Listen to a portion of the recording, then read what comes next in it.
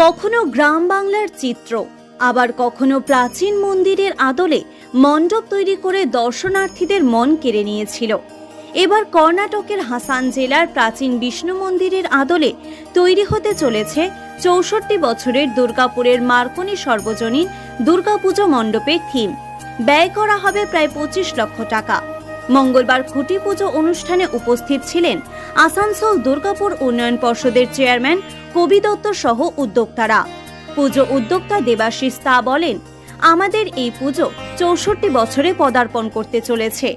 গত ১০ বছরে পুজো মণ্ডপ একেবারে অন্য ভাবনায় তৈরি হয়েছিল। এবারেও মানুষের মন ছুঁয়ে যাবে, জেলার অন্যতম জায়গা করে নেবে এই পুজো। কত বছরের পুজো কি করছেন?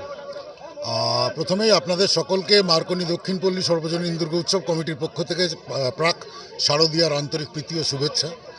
এবছর আমাদের